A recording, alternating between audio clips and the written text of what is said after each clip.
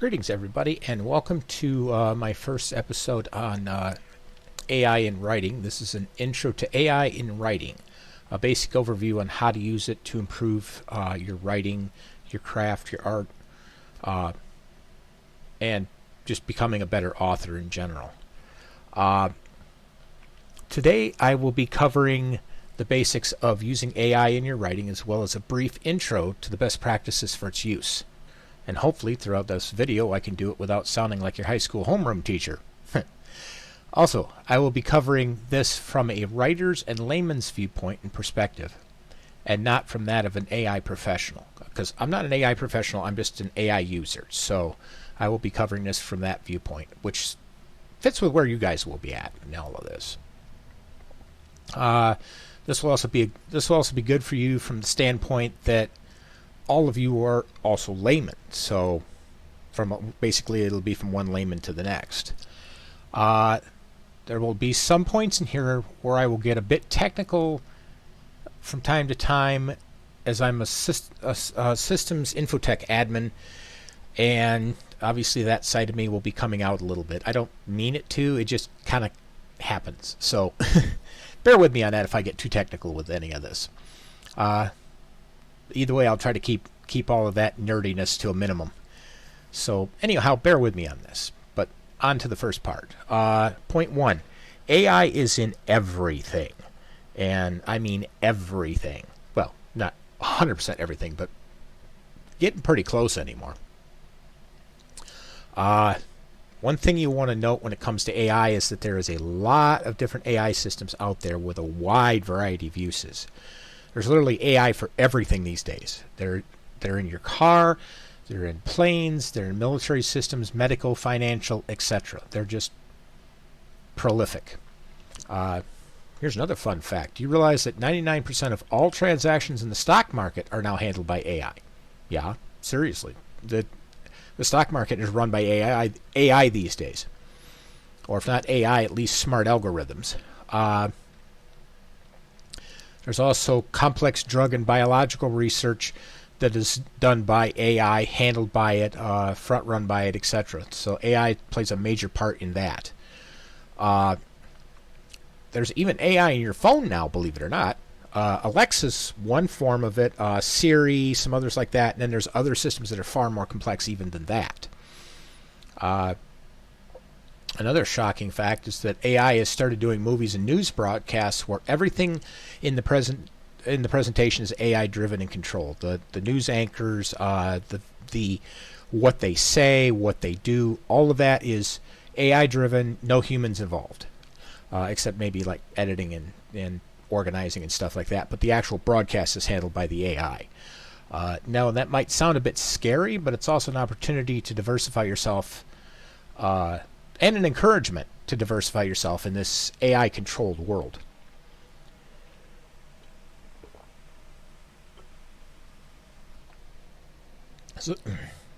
Sorry. So how does that impact your writing? Well, picture this. Eventually we will be coming into a world where AI does everything for us. I mean, legitimately everything. Even the creative side of things. Thankfully, they still suck at that, AKA being creative. But as far as using them to help spawn or refine ideas, they're actually really, really useful in that area. And I'll explain more when I get into that in the future. By the way, my cat says hi. For doing their own unique creative works, coming up with unique ideas, stories, stuff like that, not so much, no. I've read AI created works, and yeah, they're about the quality of something you would burn with fire. So, and I'm not being jealous when I say that. They really are that bad. And I'm not the only one saying that. As such, don't expect to see them necessarily taking over your job as a writer anytime soon. However, do know that day is coming, and you should obviously prepare accordingly for that. However, that part isn't something I'll be covering here. I'm just using that as a preface for this tutorial. Why? Well, that's because, again, someday all writers, myself included, will be driven into irrelevance by AI. Or at the very least, will be driven out of the mainstream of creative production. But that doesn't mean that the writing profession will eventually end. If anything, it will actually drive more people to the human created works, and I'll explain that later on. But one thing it will do is it will change the market, just like the printing press changed the market, just like CDs and audiobooks and ebooks and stuff. They all changed the market, but have we been driven out of the market yet? No, it just changed the way we do things, and this will change the way we do things too. And if you're willing to adapt, you will survive. If you're not willing to adapt, you're probably going to get shoveled into the dustbin. So, just saying. I mean, look at vinyl records. What about vacuum tube amplifiers? You ever seen artisan bread? Ever seen hand painted art? You're probably wondering, what does that have to do with writing? It applies to writing in the same way it applies to the rest of the world. The idea that something else like you can 3D print, you can print with a laser printer, whatever you want to, pieces of art and stuff, but those don't carry the same value as something that was hand done. And that's kind of where I'm going with this. The bulk of people out there really don't care. Well, let me back that up. One thing you have to realize with people in general is the bulk of them don't care if what they get is AI generated or not. They just don't care. But they're also really not your audience either. The same thing with like audiobooks. They don't care if your book is read by a bot, which people who do audiobooks are probably over there sweating bullets going, oh no, I'm going to be run out of a job. No, you won't. Those people who don't care if it's written by a bot, created by a bot like AI art, they don't care if it's read by a bot, if a bot raises their child, they don't care. Those aren't your customers. They're connoisseurs, but they're essentially the pulp fiction connoisseurs. They're not the ones you want to focus on. What you want to focus on is the people who care about good quality literature, writing, art, etc.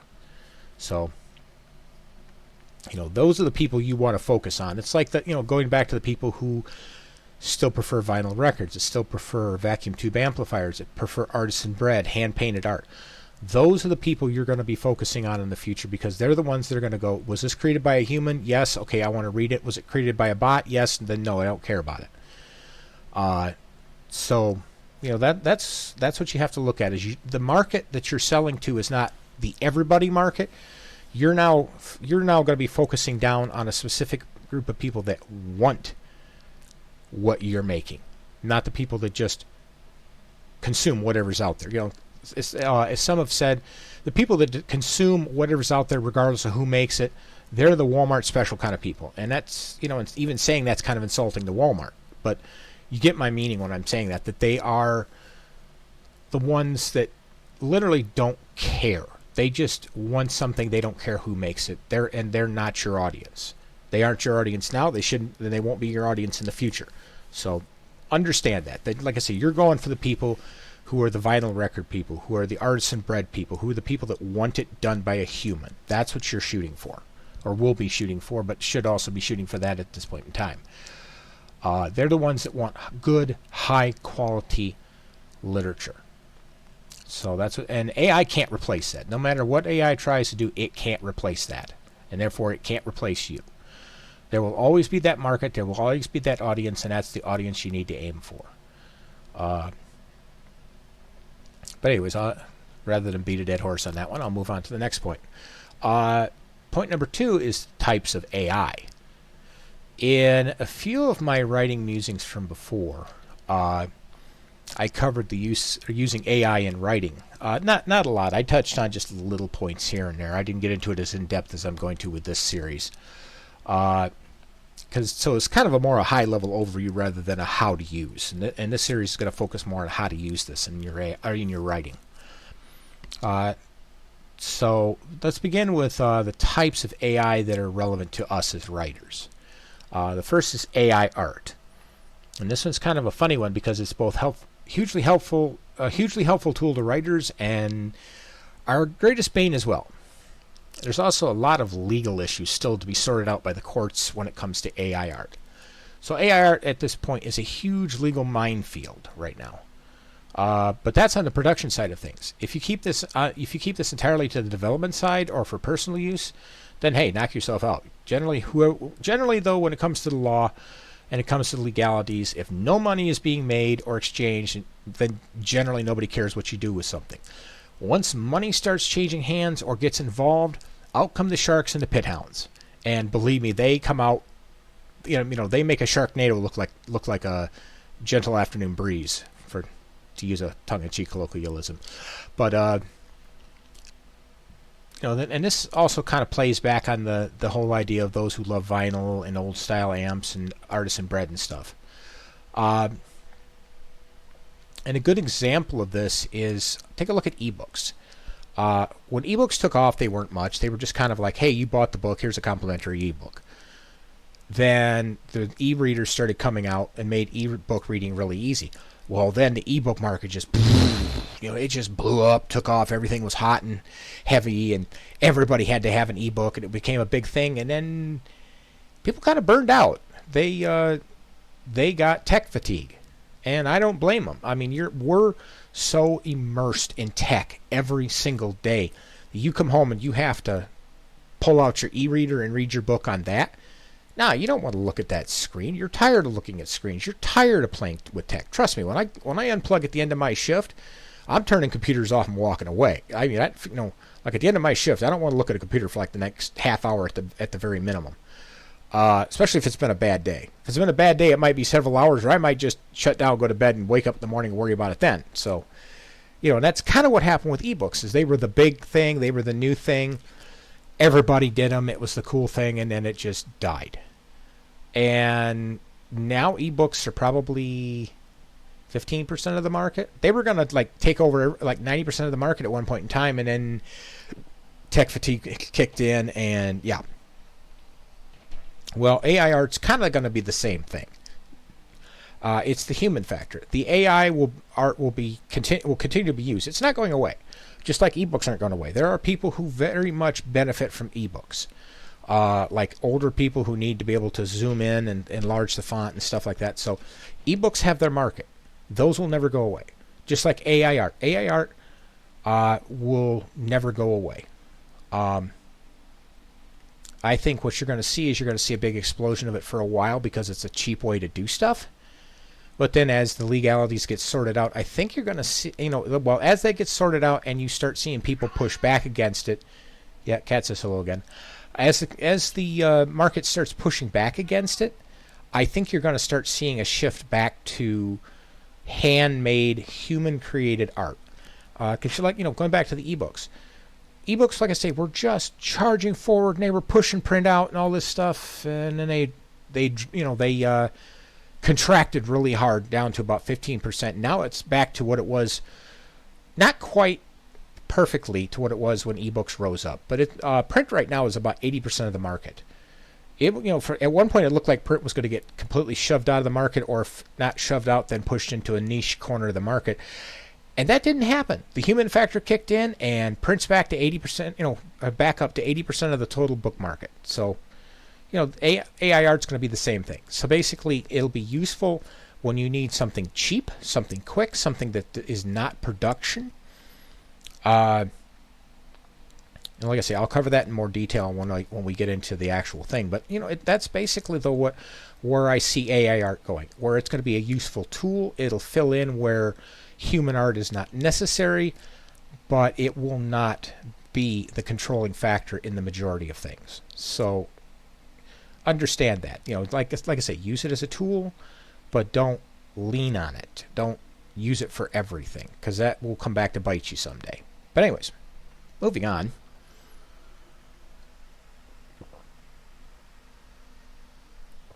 Chatbots.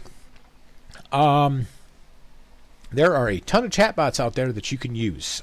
Some of them are good, some of them are not so good. And some are of the extra special variety, and I'll leave it at that.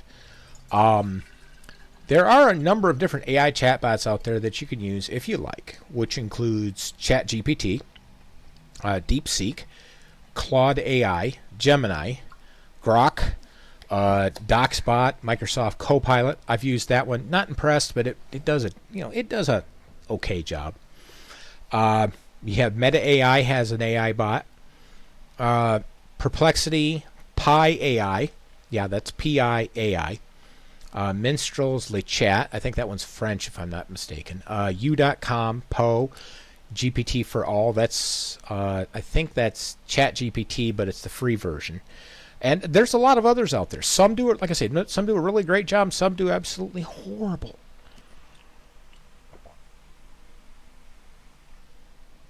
Those ones that I listed, though, are the big ones. Those are the ones that are the main competitors in the AI space. My personal favorite out of all of them is ChatGPT, just because of the way it works with my style of interaction and the answers it gives me as I need them, some of which get pretty nerdy, and GPT excels at that. It's also really good at summarizing.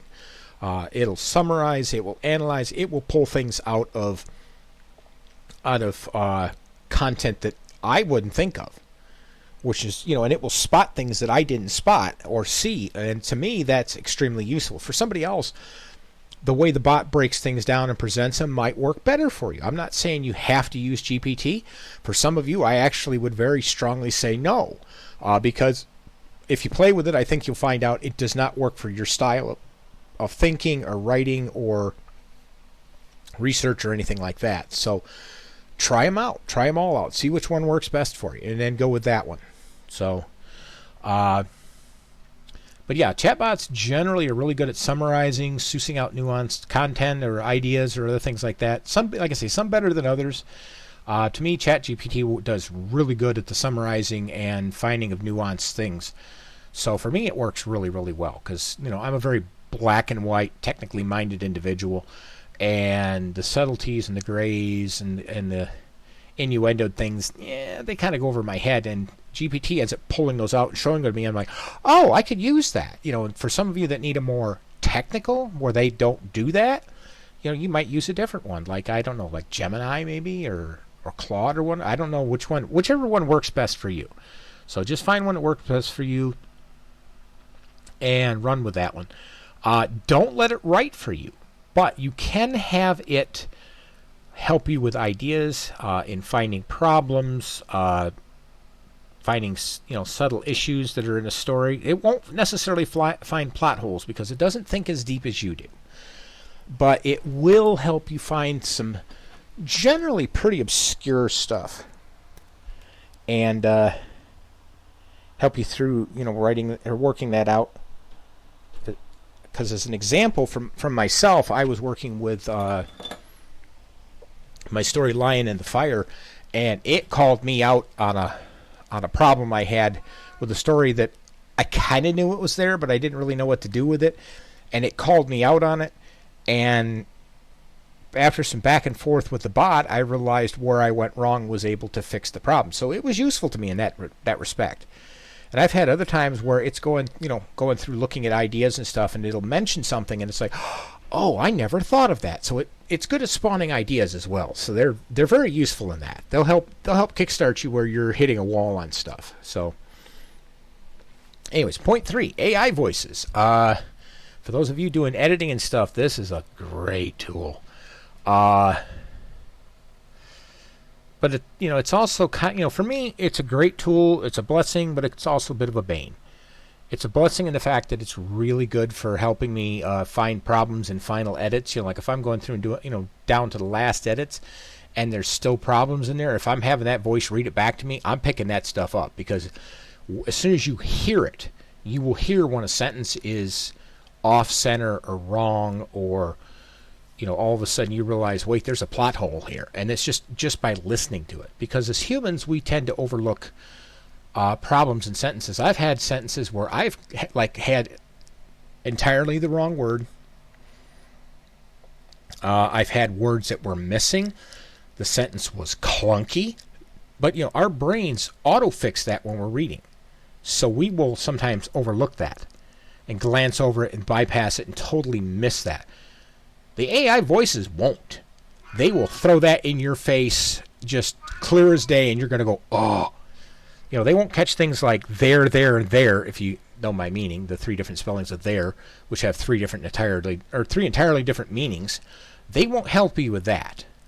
But there is something that will help you with that. And that's my point 4, and that's the AI editors. Now, they're the ones that will go in there and they will check your grammar, your spelling, and they're essentially kind of like a professional editor, but cheaper. But they're not perfect. Again, AI is not perfect. AI will not replace you. It will not replace your job. There's still a bunch of heavy lifting you're going to have to do. The AI editors, like Grammarly, for example, will help you with that process, though. They are basically the AI equivalent of your strictest English teacher, or if you use another language, whatever teacher you had to teach you that. But either way, they will call you out on bad grammar, bad spelling, bad word usage. They're the ones that will go in there and catch you on a their problem. And they'll go in there and say, no, this is the wrong use of there in this particular part of your sentence. You should have was instead of where, things like that. So they're very good, and they're going to be the ones that whatever you didn't catch with the AI voices, they're going to come in and whip out the ruler and start smacking you on the hand. Kind of help. They'll help you get that last little bit of issue with your story. They won't help you find plot holes and stuff. They're the ones that, like I say, the AI voices will help you find those. If they won't like hand it to you on a plate, but they'll help raise your awareness. They'll trigger that little, wait, something doesn't sound right. And the AI editors will then go in there and help you with the final spit and polish on your sentences and your grammar and stuff like that. So those are useful to have, but they're going to be basically after you've done all your work with the AI voices. This is the final look over. Now, if you get stuck on something, they can help you, but they're not as helpful in that situation when you're in the creative phase as what like the chatbots will be. Chatbots, like I can come in and say, well, okay, I'm stuck on this idea. What can I do with that? And they'll offer you suggestions. And, oh, okay, hey, I'll go with this idea, and you'll work with that. So, it's a progression. AI art would be good for building an idea. Chatbots would help you in the process of going from idea to story. Helping you finalize ideas, help you with problems in the story, ideas, help you with the creative process. They're kind of like that second set of eyes in a sense. Then you come into the AI voices, and they're going to help you with your final draft editing, where you're just about ready to tidy everything up. You want to have that last little go through, you listen to it, you catch your problems, you clean it up to where everything sounds good. Then you throw the AI editors at it, and they're going to catch the last little things that can't catch. So it's a progression of use. But anyhow, those are the core items involved, or those are the core items that involve AI and writing, as far as your profession and your craft as a writer.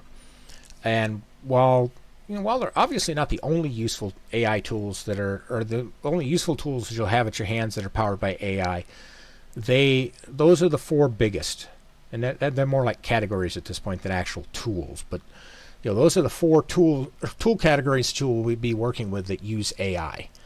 In the next few episodes, I now intend to cover more about each of these topics one at a time. How best to use them, examples. With ChatGPT, we'll do a walkthrough on, hey, I've got this idea, I want to see what you say about it, and just show you the creative process, show you how to take ideas, run it past the bot, have it maybe find problems, like you got pacing problems. That was one thing that I always got chewed out about, was pacing. And really, the pacing problem isn't necessarily there, but the bot will look at it and say, yeah, you could probably speed this up a little bit. So, you don't have to take any of the ideas it gives you and run with them, but at least, ask it, have it give you what it thinks needs to be fixed, look at it and see if you agree. If you agree, implement it. If you don't, throw it to the curb. But, these are tools that can be very useful in the creative process. And you have to remember, though, it's not like, oh, I'm letting a bot do all the writing. No, you're responsible for the story. Don't let the bot write the story for you. Let the bot help you write the story. It's the same idea as back in the day when we used to drag friends over for an afternoon and you throw ideas at them and bounce it off of them and say, hey, what do you think? Or maybe you're sitting in a writing group and you're throwing ideas at people and they give you feedback. It's the same thing, but it's done with a bot. And the bot is not perfect. It's not human. There's things it's not going to know about. It's not going to understand. But it will help you. Because like I say, it helped me suss out a big plot hole in my Lion in the Fire novels. So, and then there's been other situations I've run into where I've had to, that one in that book 4 was the biggest one I've run into so far, which resulted in a fairly sizable rewrite to fix the problem. But there's been other ones where it's just been little things, like just talking it out with the bot and just throwing ideas at it, and it throws ideas at you, and you go back and forth, and pretty soon, ding, there goes the idea. And it's really no different. And if you think about it, it's really no different than you go out and you watch a movie, and all of a sudden that movie's just sitting there, ding, ding, ding, ding, giving you ideas and stuff. Because Land of the Lions came from me watching the movie The Ghost in the Darkness. They're not the same thing, but it spawned an idea, and that idea grew, and it became a 4-book series. So, it's kind of that same general concept. But anyways, that's all I have for this particular episode. I hope you guys enjoyed it. Tell me what you think, and feel free to post any questions you have in the comments section, and I'll see if I can incorporate those into the next videos. And if not, I might have a little Q&A session that we do later on at the end of the series, that we talk about it, like how best to do it, when to do it, so on and so forth. And I might even do a live stream where we can actually live stream the questions and answer them as best I can. I might bring my friend Don in on this, and we'll just work together and try to answer as many questions as we can. So thank you guys, and I'll catch you next time.